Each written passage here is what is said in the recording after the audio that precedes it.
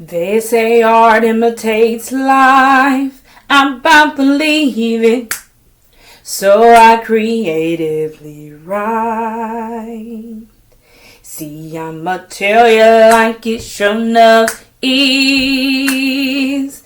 I'm the red-headed gypsy with some goddamn sense. I left my home in Texas, headed for the Frisco Bay. I've been resting my bones, watch the tide roll away. Pimps, pimps, pimps, pimps patrol the scene. Hippies, hippies, hippies. Hippies heighten the brain. It's all kind of people doing all kind of things. What works for you may not work for the next man. I'ma tell you like it sure enough is. I'm gonna give it to you straight. It's coming straight from the heat. You are watching Southern Redhead Redfoxx Reviews. Enjoy the commentary, but pardon my views. And while you're at it, hit the like button. I'm sure you will agree. You may as well subscribe, and thank you for touching bases with me. Well, I am back. Joining my foxes. I'm fox-trotting through these YouTube streets. And I am here to review Forces episode 8, titled He Ain't Heavy. So, before I get started, let's get this set up. A little bit better.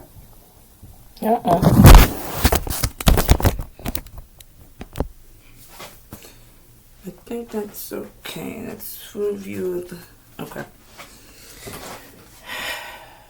Yes, that's better. Alright, so again, I'm going to review episode 8 titled He Ain't Heavy, He's My Brother. Told you, I've been in the arts a long time. And I'll never forget the song I sang. It was school choir, elementary school, 5th, 6th grade, Charles Rice. And we actually sang a song, He Ain't Heavy, He's My Brother. The road is long with many a winding turns that leads us to who knows where. But I'm strong enough to carry him. He ain't heavy, he's my brother. That a song originated by the Hollies. However, it was also sang by Donny Hathaway. He ain't heavy. He's my brother. So let's get into it. So again, this is episode 8. And we've come a long way this season. But now we have gotten to the point where they have established the hustle. They've established the hustle. Everything was orchestrated and organized to be kind of incognito. But the opening of this show, it shows that now Tommy's identity is being revealed. Specifically, he is setting up an arrangement with the Mexicans and with the Jews. The Jews are actually at the Mexican spot, the little chop shop place with the vehicles and so forth. And he's bringing product. And now he's revealing who he is in terms of this particular product, Dahlia. And so he makes a disclaimer that it doesn't glow anymore, but it's the same. And so the lady of the Mexican, the head of the Hispanics, the Mexicans, she told me, well, if it don't glow no more, how we know it's the same? And he said, trust me. So they do it again. And they just, all enthralled. And they love it. So again, he's producing the same product without a particular characteristic that they're accustomed to, which means it doesn't glow in the dark anymore. And he puts a price tag on it. $55,000 a key. And so the Jews instantly say, I want 3. I want 3. I said, well, God, I don't pray for head. So They get 3, and he makes a sale, and it's $55 a key. So the show progresses, and it shows that Father Flynn has met with the doctor, and the doctor is telling him that his ailment is progressing, and he would need particular treatments for that. Also, Tommy is meeting with Liliana, and he's finally realizing that they need a new cook. Right now they have the initial doctor. They also have Liliana, but he wants another cook because he feels as though if they have another cook, they can break up the shifts into 8-hour shifts. Therefore, people can get rest, and then they could keep a steady flow of product. Excuse me. And so they're having a little banter about, dang, who gonna do it? Who gonna woo? And she's like, I mean, there's no one in New York. He's like, nah, there's no one in New York. Who in the world will I be able to trust? Who also has the qualities and the skills for us to trust that can carry out this particular task?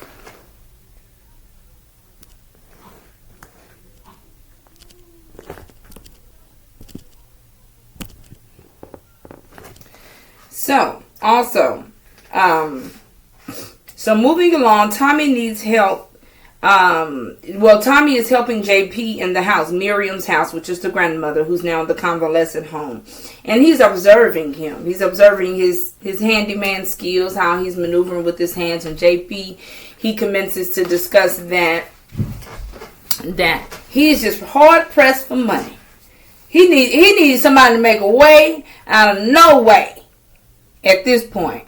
He just don't know what to do. His bills are overflowing. He got a 30 establishment, the bar, that ain't even open. He needs some hard-pressed money. And so Tommy and him are listening, and he wants to get in the game. And again, Tommy says, no, this is not for you. But Tommy is making some keen observations. And from there, we'll see how soon that thought will go, how far. And so he did ask him, though, how well were you in science class? He's like, huh? Science class. So now, Claudia wants to bring in CBI. And we already know there's a long history of the CBI and Tommy, particularly Jannard. Tommy is cool with Diamond. They close partners, and it makes sense. They're more level-headed and very seasoned veterans in this. No matter that Jannard has been on the streets, holding it down. When we talk about people who got good sense and common sense and, street sense and things like that, Diamond is the key factor in the CBI. But Claudia wants to bring them in. Now, because we know the history, Tommy is hesitant because he knows that they actually have an internal family issue and concern. Claudia feels like, who cares? Long as they're distraught. Tommy is making the statement that if Jannard becomes part of this, then there'll be family problems, and then the family will split, and then it's an all-out, knock-down, drag-out war. So you got to be careful. He knows. He has history with them. Now, and I'm so glad that he knows this because we see in the other scenes opposite of them being in the same scenes that Jannard ain't up to no good. Jannard ain't got good sense. Jannard ain't right. And so, and he lets her know, family run deep. Just by like, he know you and your family run deep. It's a whole bunch of pieces and no. And I just don't want to jump into that. And he tells her, do not mistake power for vision. Okay? Just because someone is in power does not mean they have vision, vice versa, or that you think you have the vision because you are in power. And she is in power. They're partners. Moving along, Diamond and Jannard, they chopping it up. They talking about, how they got some good money with the Serbian pipeline, and Diamond speaking with him and asking him questions on where do you see our business going and things like that. And he like, why are you asking me questions? Diamond say, because I want to learn. I just want to know. Don't ever. So I thought that was a great moment to see them kind of bonding over their roles and the fate of the organization and just, chopping it up. And Jannar lets it be known that he wants to put all of their money, their financials, into the new product, Dahlia. Now, what you think about them apples? You want to put all your money up in there? Not all of it now. Now, that ain't like cocaina that come from all these countries and so forth and this and that, and that's, shipped into. This is something new. You mean tell me you will put all your money in there? No, you put partial in there and keep the other money over there in the cocaina. Because with designer drugs, they come and they go. Just like they said in a couple episodes back. So why would you... So I don't think that was a smart comment that he made there. And I think Diamond also picked up on it. But not all the money. But of course, yeah. Go ahead and maneuver some money to make that happen. And lo and behold, they ain't got a clue who behind it. See what you know? You messed up. You had an ace in the hole. You sure did. Then there you go. With the rigmarole.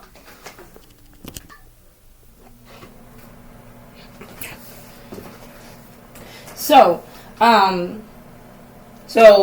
we know that Jannar really wants for them to put the money into that. So now that's on the forefront of their minds that, hey, we need to see about this new product and try to get some win, some profit off of it. So here we go. Liliana and Tommy, they're walking. It looks like a little man-made pond, body of water, within Chicago. And they're just chopping it up and talking. And he tells her that he has a brother. Now, at this juncture, the brother, he doesn't state whether he's black or white or anything. But she's like, what? You got a brother? Oh, I feel so flattered. Oh, you told me. Oh, I know.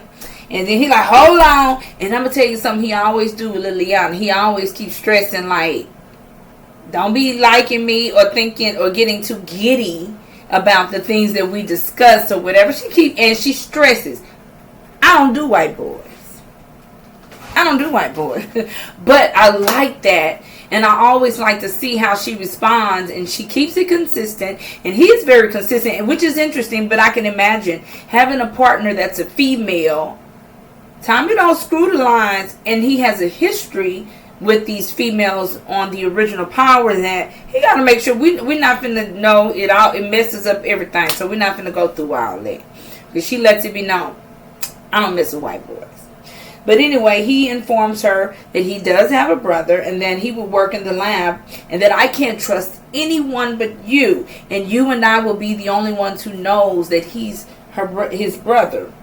And she said, like anyone would know that you and the two white boys and that. And I'm saying to myself, trust me. When you get wind of who his brother is, you won't be dumbfounded.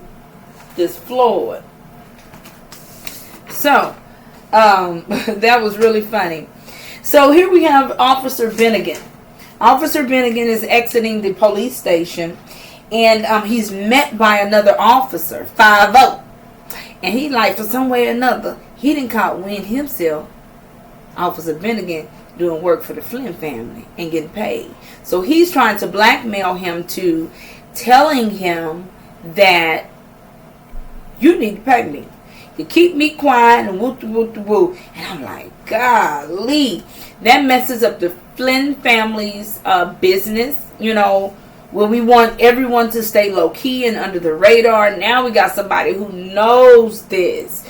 Diamond peeped it. Remember, Diamond peeped it and realized who he was as well in the beginning. However, and then Bannigan, he peeped some things as well when they were meeting the Yardies and he saw they were all together. That's okay. Actually, no one needs to know. The street people or the five on them. But for the most part, it's like, oh man. So he tells him that he needs some money by Friday. So we're going to see how that go. So, Father Flynn, you know, I call him Father Flynn. Oh, I'm going to crush him under my boot. I'm going to crush them under my boot. Father Flynn. He meets with Claudia and he's like, where you been? Where you be at? When the feds ran through last time you was out of pocket, you always out, just gone somewhere. Not to mention the two hitmen that he had surveilling her then came up missing down in episode 7. Where you be at? My men coming up dead. You ain't around when the feds come. What are you doing? What's really going on? And so she said, I'm going. And then that's when he told her, whatever you're doing, I'm going to crush it under my boot. I'm going to crush it under my boot. That is his infamous saying as an Irishman. And she told him, you best be ready for a fight. Even though you're going to crush it under your boot. So, here we have Bennigan meeting with Vic and very interesting. Remember in episode 7 that Vic was at the club and he tried the dollar and he liked it. What you mean by not this socks off?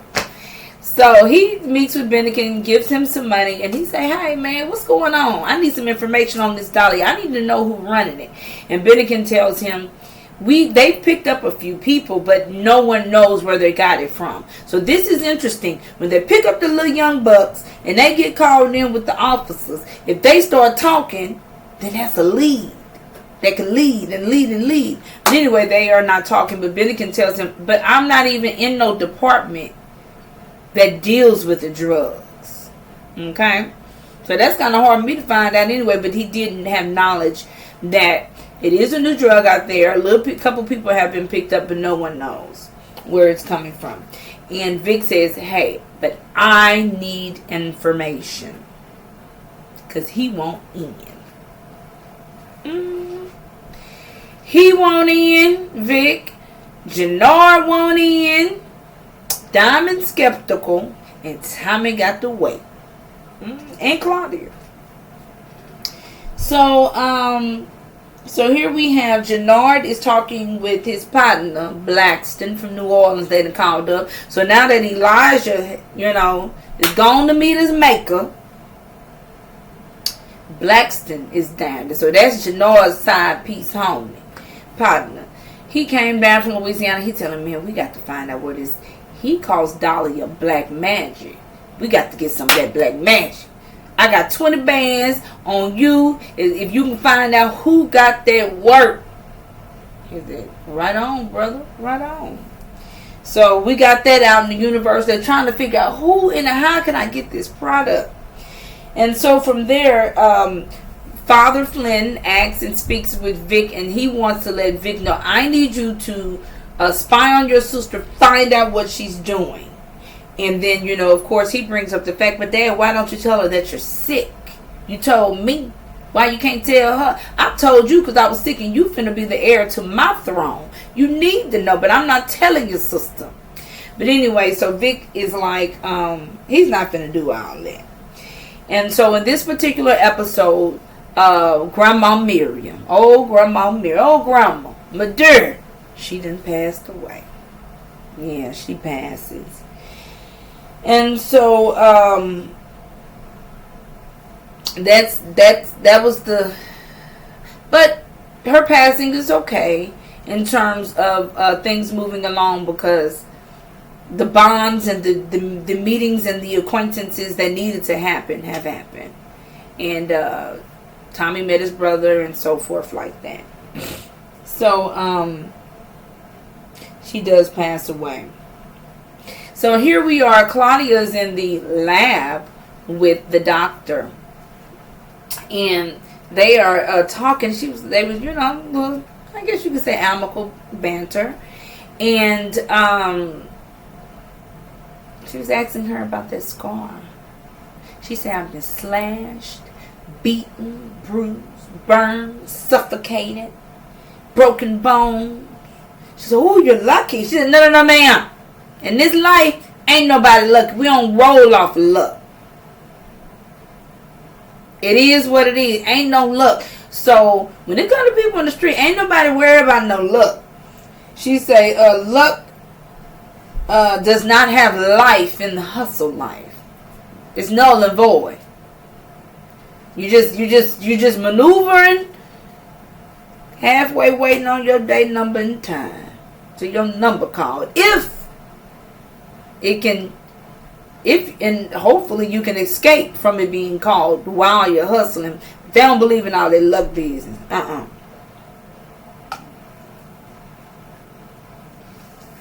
So, back to Tommy and Father Flynn. He asked him to come over. Because he wants to meet with him to ask him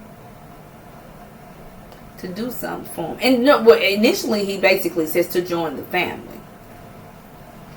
Now, here I go. I say, Tommy, you down there in Chicago. You probably used a little family, little muscle with the boo. You do got the product though. You got your own little game plan going. Now the catch-22 is once you commingle that type of business, now you potentially gonna have to be reporting to Father Flynn, and then that's a whole. So yeah, and in that conversation, it's understood. I ain't finna rock with you. You proved to me who you were at Dr. Parker's at the bar that time. So no, I'm not finna join your family. That he most certainly wants him to join, and he most certainly wants him to get Gloria knocked off. Now we all know Tommy has a history with Gloria, and so does Vic. And because of Tommy's history, he goes to meet with Vic, and he gives him some keys and tells him, hey, you need to get out of town. Take this vehicle. No one knows it. Go and take the back roads. But do get yourself and Gloria out of town. And he's got the keys right there. So, I thought that was a noble thing. I thought that just shows Tommy actually has a heart. That's why I've always liked Tommy.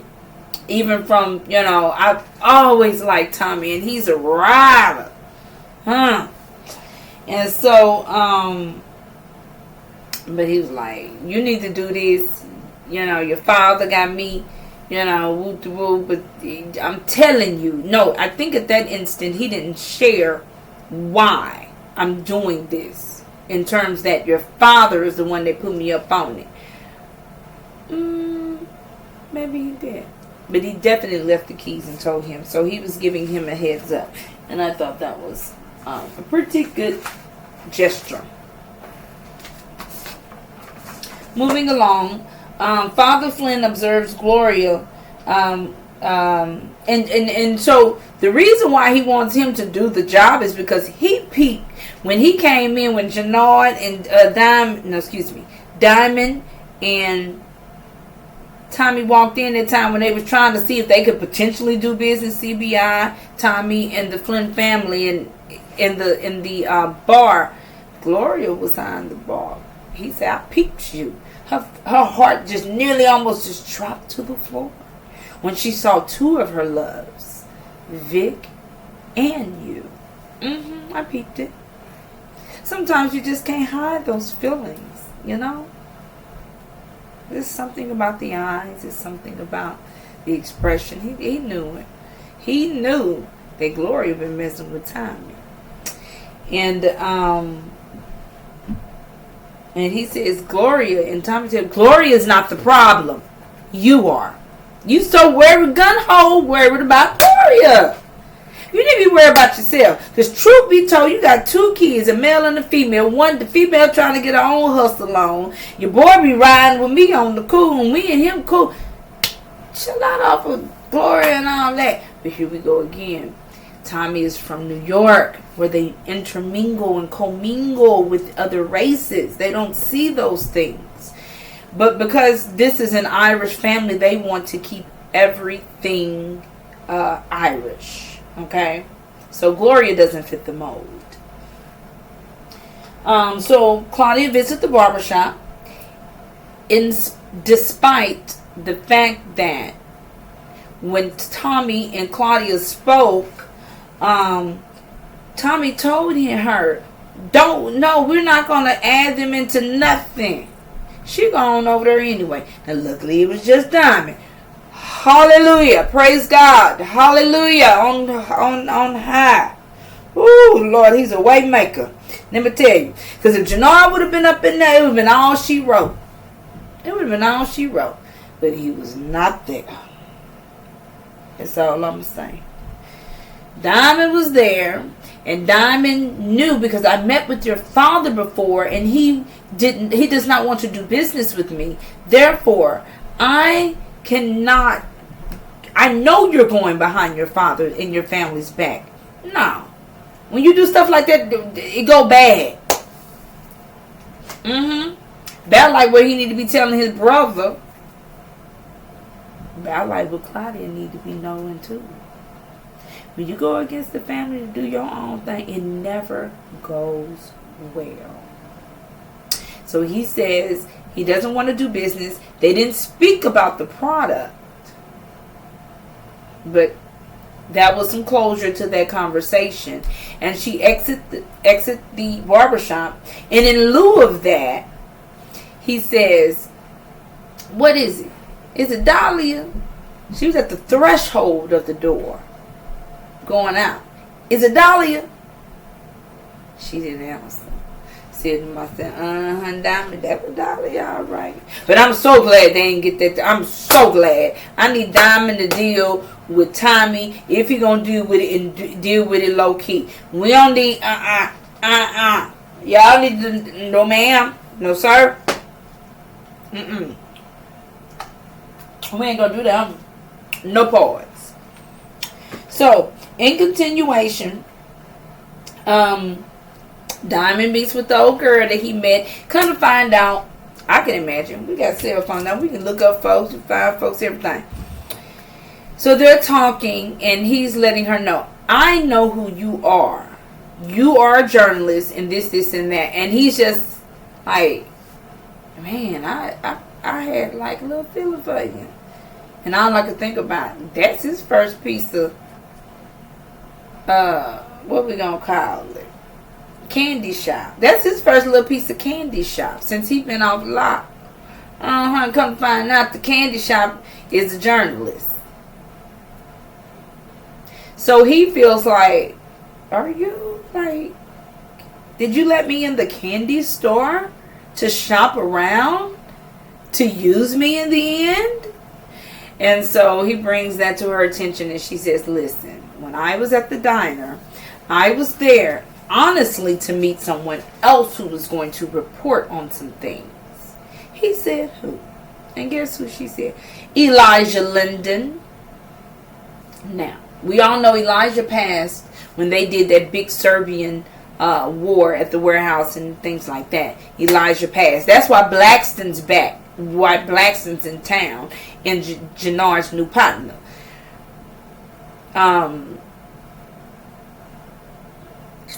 So she divulged the name with a cool head. Diamond didn't say a word. He uttered not a thing. And I'm saying to myself, oh, that was so player.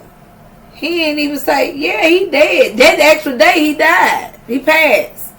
You know, he went on to meet his maker. And so he kept a cool head and didn't divulge any extra information. And so that kind of concludes how, no, actually, so he was like, well, why are you here? And she's kind of expressing and pouring out. She said, listen, I will walk away from covering this topic, this issue, and you, and anything else to be with you. And truth be told, I like her for Jannar. For Diamond. I do. I just know that this is entertainment. So we have to always be kind of careful about people and things, especially since we talking about the drug life, the hustle life, the street life. But I like her for him. She seems to be sensible and hold a conversation. She's not in the streets, and guys like to, they like to get young ladies that are not of the streets and hood and ghetto. And even if they are, they like them to be able to turn it on and off. And I like her for him, but I don't know if I can trust her like that. Because if her job is on the line at any point, then she might just have to revert back to trying to gather and get information.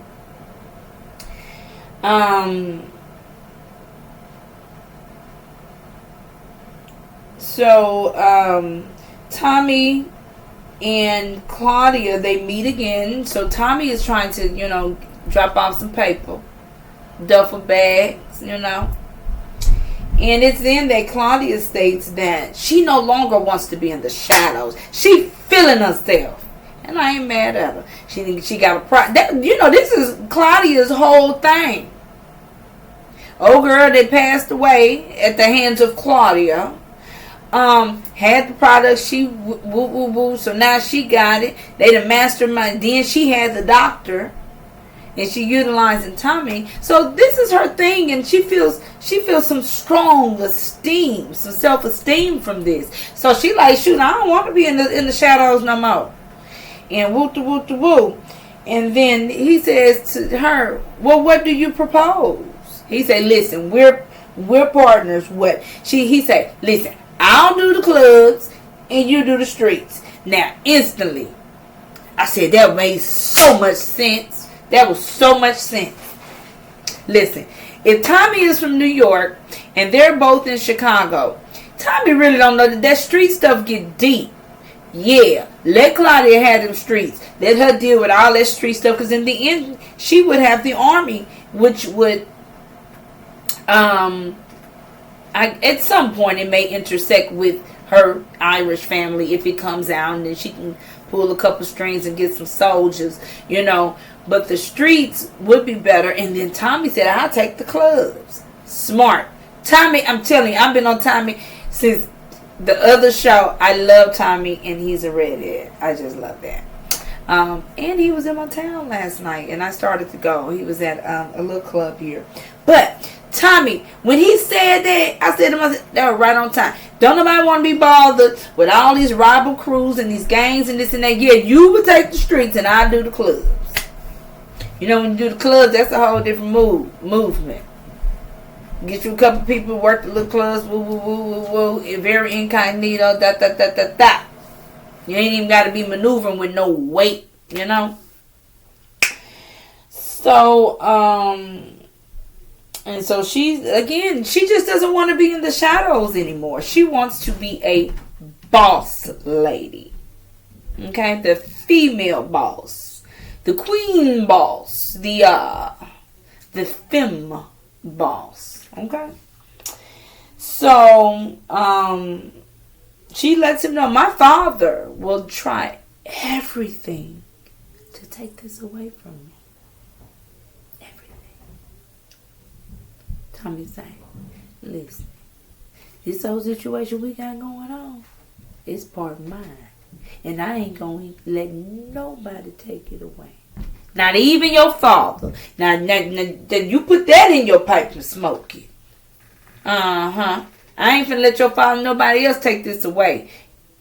Now what?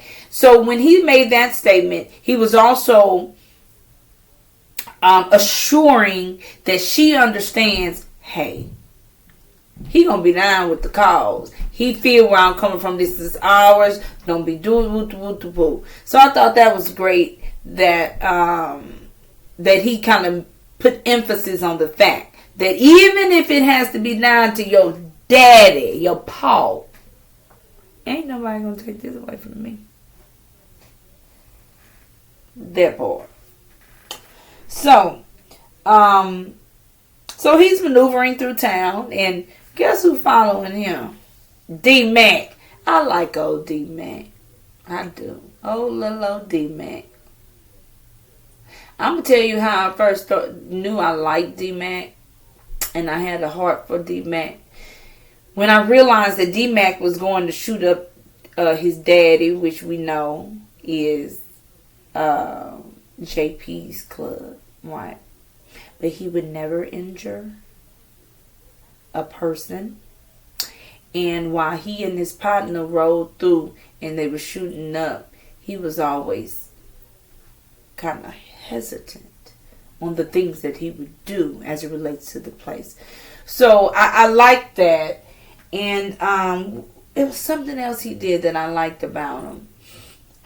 He showed me he was loyal to Jannard, both of them. When Tommy came home and Tommy pulled up and they wouldn't put, their stuff up because it wasn't Jannard that told them to, so it was loyalty. And I think I may mention that when you realize how these young boys in the streets, they look up to these street cats, and as father figures, as big homies and roles, sometimes that's all that they have as a mentor. This was the perfect prime example of that.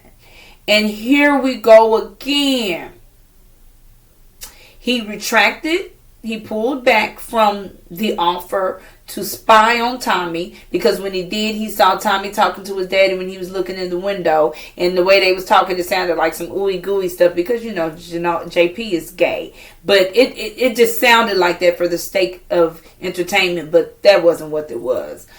So he probably had a lot of different things in his head, but for the most part, and then afterwards he told Tommy to watch his back. He gave the money back to Jannard and told him he's not going to partake in that. And I just know he's family. I just know he's family. And I can't wait for him to reunite with his dad. And because I know Jannard, he gets on my nerve. I need that boy D-Mac to get with his uncle. Because Tommy know what he be doing out here in these streets. He's a city slicker. You follow me? He came from New York down the street. He's a city slicker. So, you need somebody with some, with some experience, with some diversity. He's diverse. He comes from another state. They maneuver and groove. And then he was the partner of the Ghost. They don't know. They don't know that Tommy is Ghost's partner. Now, what part of that do you not understand? So, Tommy's maneuvering through the town, and he's keen and observant of everything. And here we have D-Man. He pulled up. Hey, da. He like, da. You act like you got eyes on the back of your head. He said, yeah, I always got eyes on the back of my head. What's up? And he just started talking to him because he wants a position and he wants to work with Tommy. Knowing Tommy knows his dad. He doesn't know that Tommy's uncle though. And he said, man, I'm good with numbers. And I know this and I know that and so forth. He was like, man, just give me one. And boy, I was so juiced. And I knew I liked them because I am a math person. I love numbers. I love all things math. I just love it. I love it. I love it. And so when that boy was able to, he said, give me another one and give me another one. So they went through multiplication facts. They went to division facts. They went through word problems, verbal word problems. And he was able to master it. Ooh, I like D-Mac. I'm telling you, it's something about people in math. I just love them. I'm a math person. I love mathematics, all things, calculus, all things. However, so that intrigued me like a mug, man. I was like, man, that was so sweet how they were able to give him some attribute or quality that will make him beneficial to Tommy, that would even set him apart from other people, hood, cats, and so forth. So that was right on time. If you know anybody who is into mathematics, they're very analytical, they can think, and they, from what I know, they don't just jump the gun on a lot of things. I say that as a testimony myself, because I'm a math person. But also, now that we look back, he ain't jumped the gun on shooting up his daddy's spot. Didn't him and his partner say, every time we go over there to do this, do that, you the one don't woo, woo, woo, woo. Anyway, so for what it's worth, I like D-Mac. The mathematician D-Mac. He has some great qualities. He has some great skills. And I want to see him go far. I don't want to just see him in this role in the streets. I want him to be astute. I want him to further education. I just want to see him flourish. And now he would have some direction of Tommy in hopes of meeting father. And we still don't know. We still don't know who Mama Mac is. We need to find out who Mama Mac is. Hopefully she ain't strung out and all that. Ain't no telling. But that's something we need to do. So D-Mac is doing that. And Tommy is like impressed. But you know who he reminded him? He said, man, I knew somebody back in New York that was just like you. Just like I said, people who are good with mathematics are good in a lot of subjects and areas. That is a niche. That is a thing. And who was that in New York? Tariq. What is Tariq doing right now? On the new spinoff show Ghost. He doing the ball players homework. He likes school. He enjoys learning. So mathematical people, mathematicians, those who enjoy numbers, they have tendency to enjoy learning. Okay? So I was great that they made that connection. And Tommy said, I could maybe find something to do with for you. And man, that was so beautiful. That was beautiful. That was beautiful to see that. And I'm glad because Jannard ain't right. JP needs something. Now we're finna get a family dynamic in Chicago. More so than just Tommy and his brother. We're gonna get a big family dynamic.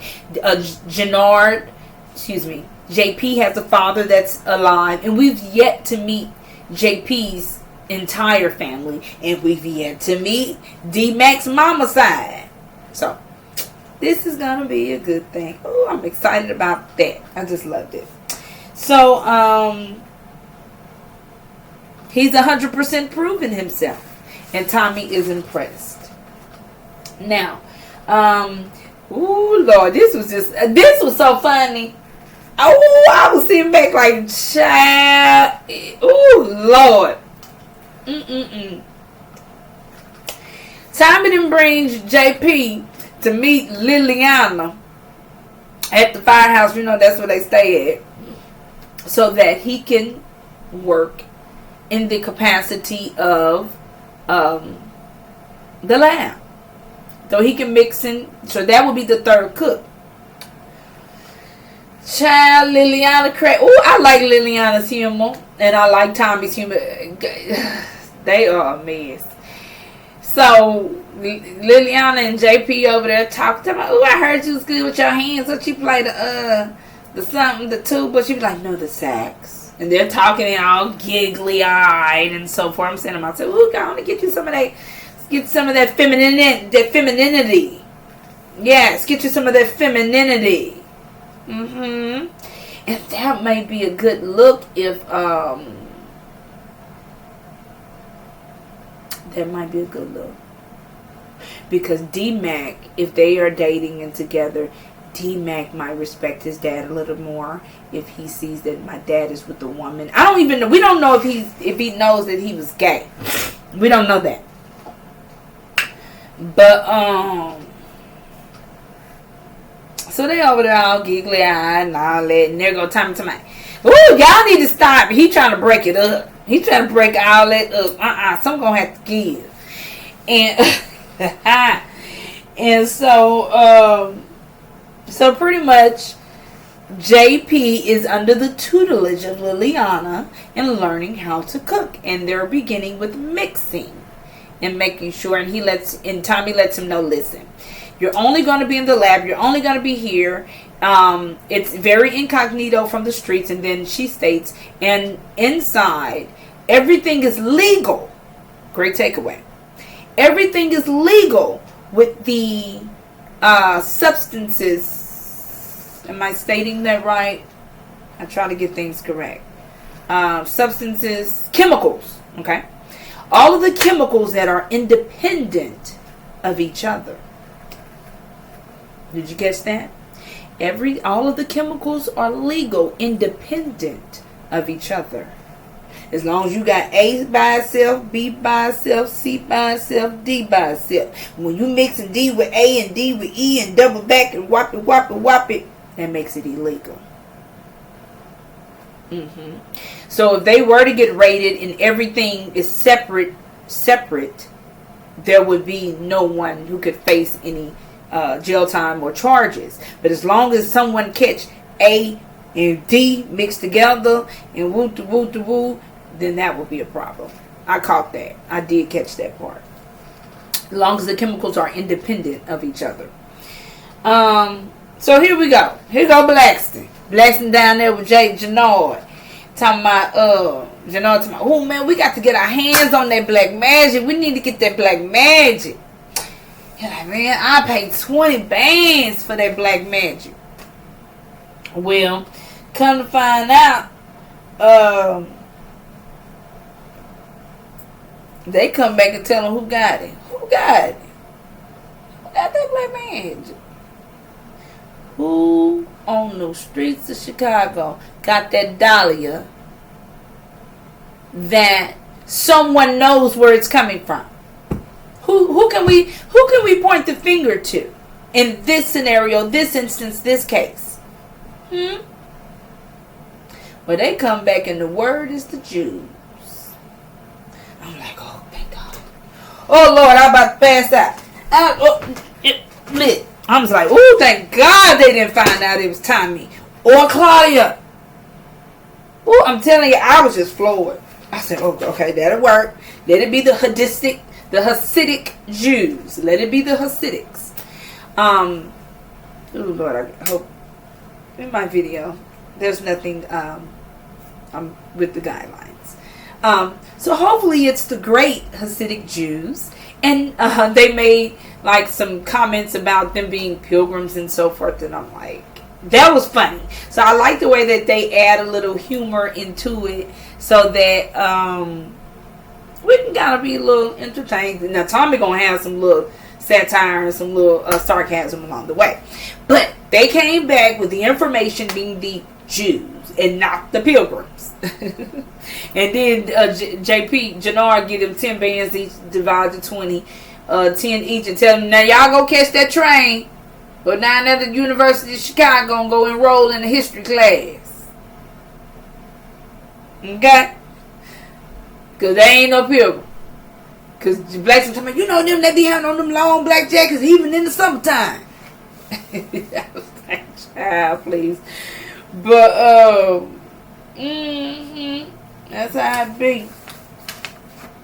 So, moving along, Paulie visits Vic to tell him, hey, your dad met with Tommy, and I was saying, golly, you just gonna spread the word like he was in fault. You don't even know. Matter of fact, why in the world don't you know what was plainly stated and plainly heard? He asked him to do a thing. The thing he declined. And it's null and void. Were you in the shadows? Were you in the corridors? Were you not on the premises? But you just went and told a falsehood. You know, Tommy declined. Tommy told him off. And then Tommy went and told him what's the word. Watch out, your daddy owned this and that. And you need to take this vehicle and get Glory out of town. Because he's trying to hire me to do his dirty work. Sure. Got all this going on. I was like, why would you do that? Now we got something else put in somebody's head. Sure. It's just always something. They just keep us at the edge of our seats. Like, ooh, I thought everything was all right. Everything was calm and subsided. Everybody just, the only thing that's going on that no one knows is that Vic, you did the Dahlia, which is Tommy Dope. Claudia, JP, Jannard don't know that that's Tommy Dope. That's the only thing that's in secret right now. Everybody's on good footing. The only thing is that no one knows where the Dahlia come from, and that Jannard, which is an awful thing, is hating. Hey, that's how I'm put it. Jannard just hating. Hating on this brother. He ain't heavy, he my brother. The road is long with a many a winding turns. Yes. So, Jannard, so now they know who it is. It's the Jews. Jannard and ski masked up. Ski mask way. And he goes to meet with he goes and he run up on the Jew and just gone on the Bogart and just get the product, and he's now going to meet his maker. So now we just have a situation here where he got that word. He got that good old Dahlia. I wonder how much he got. Because they just bought three at 55 piece. How much that boy got? Came up on. So, he go get the dope from the Jews, and guess what Jannard do? He done rolled down to Indiana. Gary, Indiana, which is neighboring. So, here in the Midwest, the neighboring states are Missouri, Chicago, Indianapolis, Kansas.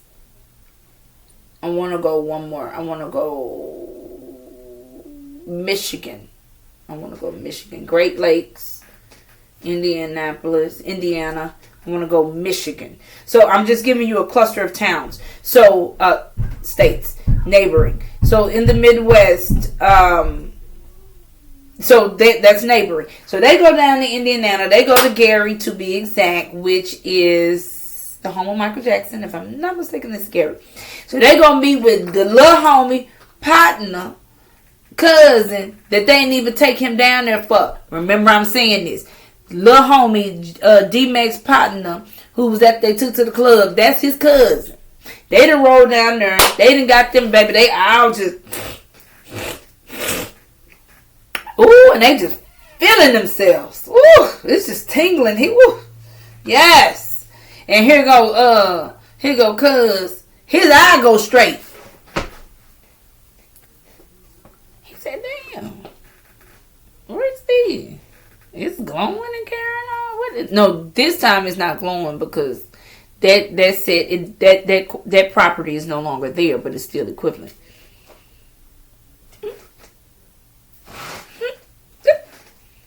Baby, when I saw them, they was all chilling. They was like, huh? They was, ooh, what? What is this? Yes, it's that. It's that, all right. Man, them niggas, they fed these things. Well, how can we get it? He said, listen, I'm going to leave you with that. Just know y'all can get you some more. But when I call you when you need some more, all that's standing between me and you is bullets and bodies. When I call you, that's all I need for you to do. I need to see bullets and bodies drop. Soon as I call you. And they saying, word up.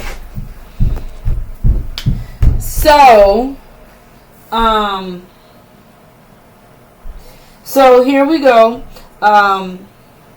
Tommy follows D-Mac home because he realized D-Mac followed him. He peeped him. They had the conversation. He realized that D-Mac wants to work with him, and he is impressed.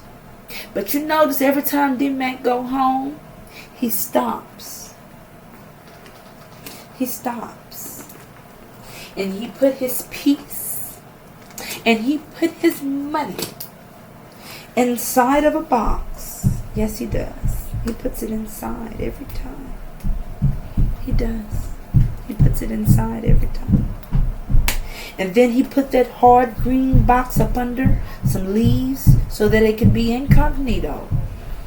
And Tommy followed him that night and found out where he lived and followed and saw what he was doing. And he went to that box. Do you know Tommy opened that box? He opened that box. And he sees everything, all of its contents in real life, and sees his brother's picture. He sees that D-Mac has his brother. It's a picture of D-Mac and JP, son and father, together in the box with the money, with the piece, with the bullet, with the all of the important things. And it is then that Tommy realizes, this is my nephew. This is my nephew. And so it's just so good. Force has proven to be a very good show. And at the very end and conclusion of episode 8,